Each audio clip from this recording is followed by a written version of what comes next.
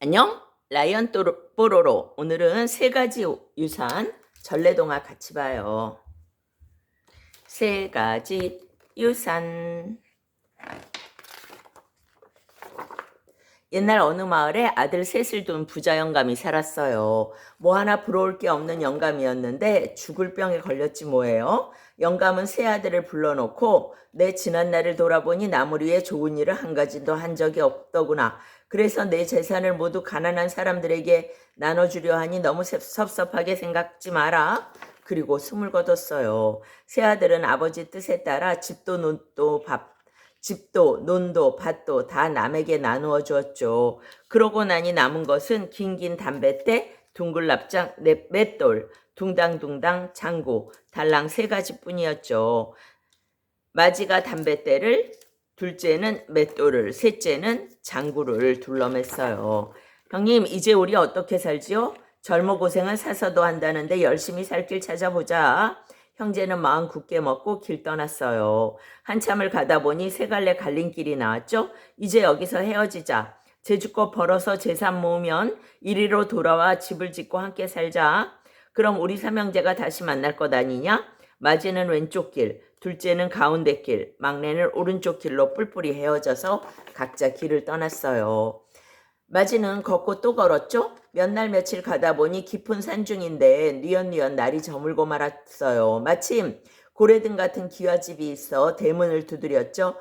이리 오너라, 이리 오너라. 아무 대답이 없자 마지는 대문 밀고 들어갔어요. 그런데 대문 안에 또 대문이 있고 그 대문 안에 또 대문이 있지 뭐예요? 12대문을 차례로 열고 들어가니 웬 처녀가 오독하니 앉아 있었어요. 깊은 산 중에 어찌하여 처녀 혼자 계시오? 저희 식구가 원래 7인데 며칠 전부터 밤마다 한 사람씩 죽더니 이제 저만 남게 되었습니다.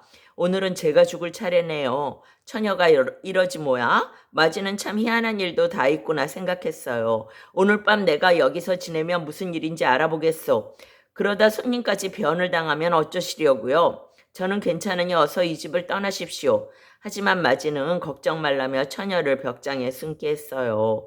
그러고는 처녀의 옷을 입고 촛불 옆에 가만히 앉아 있었죠. 그렇게 밤이 깊자 달도 뜨지 않은 캄캄한 밤인데 갑자기 찬바람이 씽 불더니 대문 열리는 소리가 들렸어요. 삐걱 삐걱 삐걱. 그 순간 촛불이 꺼지고 시커먼 것이 방 안으로 스르르 들어왔죠.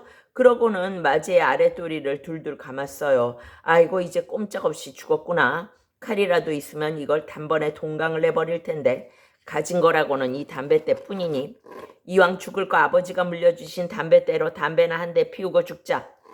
이렇게 생각한 마지는 담뱃대를 물고 불을 당겼어요. 그런데 담배 연기를 몇 모금 내뱉자 이게 웬일이에요?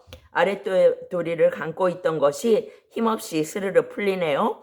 촛불 켜고 보니 글쎄 길이가 10대짜나 되는 왕지네가 쭉 뻗어있지 뭐예요. 아마 독한 담배 연기를 쐬고 죽었나 봐요. 처녀가 마지에게 절을 하며 말했죠. 제 몫은 구해주셨으니 평생 모시고 은혜 갚을까 합니다. 마침 부모님이 남기신 재물이 많이 있으니 그걸 가지고 저와 함께 이 집을 떠나시지요. 이렇게 해서 마지는 예쁜 색시와 많은 재물을 모두 얻었어요. 그 길로 마지는 아우들과 헤어졌던 갈림길로 돌아와 아담한 기와집 짓고 살았죠. 한편 둘째는 맷돌을 짊어지고 한없이 걸었어요. 가다 보니 컴컴한 산속으로 들어갔죠. 날이 저물어 묵을 곳을 찾는데 다 허물어져가는 집 한 채가 보이는 거예요. 문짝이 덜렁거리고 거미줄이 얼기설기한 것이 틀림없는 빈집이에요. 여기서 하룻밤 묵어가자. 둘째는 방에 누워 잠을 청했죠. 그런데 이게 웬일이에요? 밖에서 시끌시끌한 소리가 들리더니 덩치가 산만한 놈들이 방망이 하나씩 들고 떠들며 들어오는 게 아니겠어요? 아이고 내가 집을 잘못 들어왔구나. 둘째는 맷돌을 둘러매고 벽장으로 후다닥 올라갔어요. 곧이어 방문이 벌컥 열리더니 우락부락하게 생긴 놈들이 우르르 몰려들어왔죠. 얘들아 배고픈데 밥 먹자. 밥 나와라 뚝. 한 놈이 방망이를 두드리자 고기 나와라 딱. 술 나와라 뚝딱. 다른 놈들도 방망이를 두들기며 말했죠. 그러자 눈 깜짝할 사이에 밥이며 고기며 술이 방 안에 그득하네요. 그래 그랬어. 둘째가 숨은 이 집은 바로 도깨비 집이었던 거예요.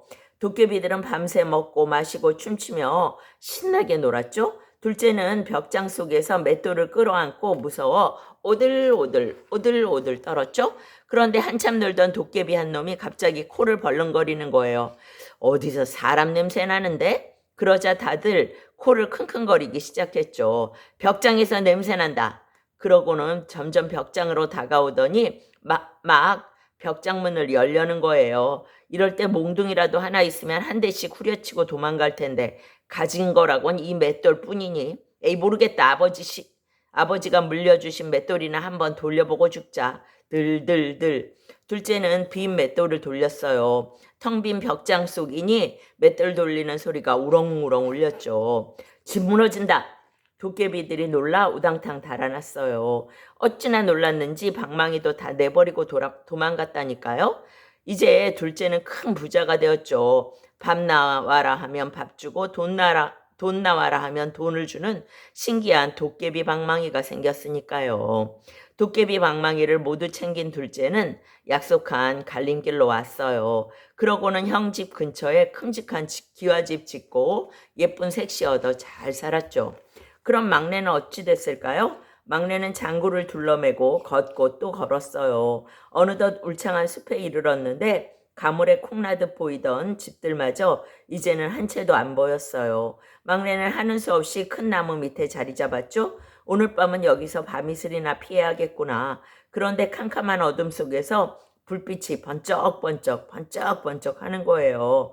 여기서 번쩍 저기서 번쩍 수십 개도 넘는 것 같아요. 호랑이들이 막내를 잡아먹으려고 떼지어 몰려온 거예요. 막내는 얼른 나무 위로 올라갔죠. 그러자 호랑이들도 목마를 타고 올라오기 시작했어요. 한 놈이 엎드리니 그 위에 다른 한 놈이 올라타고 그 위에 또 한 놈이 올라타고 이제는 더 올라갈 곳도 없는데 호랑이들은 자꾸자꾸 올라오는 거예요. 막내는 눈앞이 캄캄하고 가슴이 터질 것 같았죠. 꼼짝없이 호랑이 밥이 될 판이니 안 그렇겠어요? 에구, 나는 이제 여기서 죽나 보다. 이럴 때 활이라도 있으면 저놈들을 쏘고 도망칠 텐데 가진 거라곤 이 장구뿐이니 아버지가 물려주신 장구나 한번 쳐보고 죽자. 막내는 신나게 장구를 치기 시작했죠. 덩기덕 쿵더러러러 쿵기덕 쿵더러러러 그 소리가 어찌나 신명나던지 호랑이들도 신이 났죠. 목마를 탄 호랑이들이 어깨를 으쓱으쓱 엉덩이를 실룩실룩 밤새 장구치고 노래하던 막내는 아침 되자 조심스럽게 아래로 내려왔죠. 그런데 호랑이들이 여기저기 쓰러져 죽어있지 뭐예요? 글쎄 호랑이들이 장단 맞춰 들썩들썩 춤을 추다가 그만 와르르 무너지고 말았던 거예요. 하늘이 무너져도 솟아날 구멍이 있다더니 이럴 수도 있구나. 막내는 신바람이 났죠. 호랑이 가죽을 팔아서 돈을 많이 벌었어요. 그리고서 형들과 헤어진 갈림길로 돌아왔죠. 막내가 갈림길에 이르러 보니 기와집 두 채가 이미 지어져 있네요. 막내도 그곳에 아담한 기와집 지었죠. 삼형제는 서로 도우며 오래오래 행복하게 살았대요. 담뱃대와 맷돌과 장구를 가지고 어떻게 부자가 되었을까? 지금도 삼형제 집을 지날 때면 동네 사람들은 고개를 갸웃갸웃 한대요.